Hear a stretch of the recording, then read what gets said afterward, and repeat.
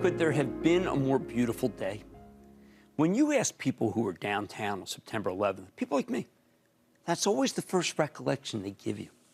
I remember the glint on the Twin Towers, like any other gorgeous day. Never thought they were magisterial. I mean, they were just there.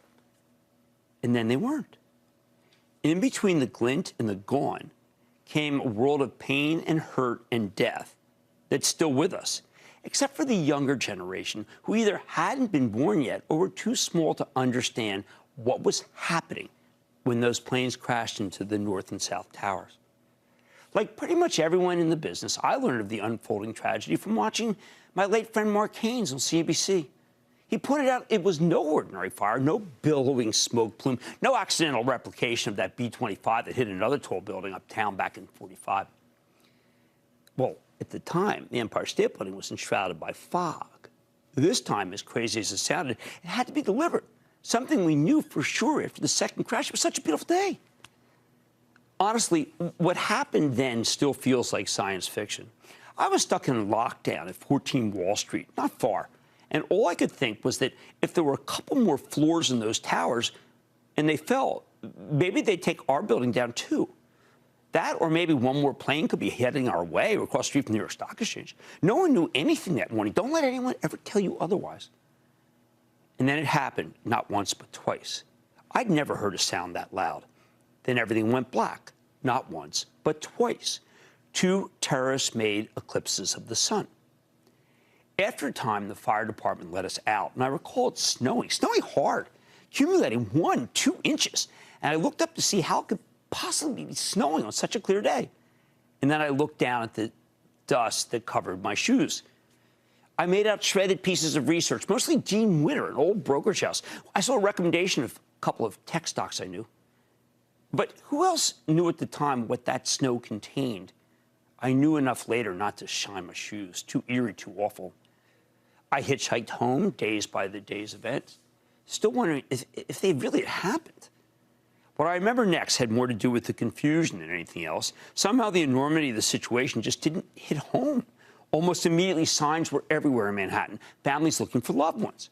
It seemed inconceivable that unless you got out, you died. There had to be survivors, right? Survivors buried in the rubble or people who had gotten out and simply hadn't been accounted for. There weren't. We didn't yet know of the tales of heroism, just the tales of horror. Only later did we hear about firefighters and police going upstairs when everyone else was trying to come down, climbing stairs to certain death. Who would do that? How about dedicated moms and dads and brothers and sisters who chose to die in the possibly vain hope of saving people they didn't even know? That was our Pearl Harbor in the global war on terror. I think many younger people may not understand how different the world was before September 11th. This was a pivotal moment. It changed everything. So I have a suggestion to the leaders of a country so sadly divided. We, my generation, all knew that December 7th, 1941, was a day that will live in infamy. September 11th, 2001, must also be remembered as infamous, even if the war still plays out with no victory 20 years later. There's a way to do it.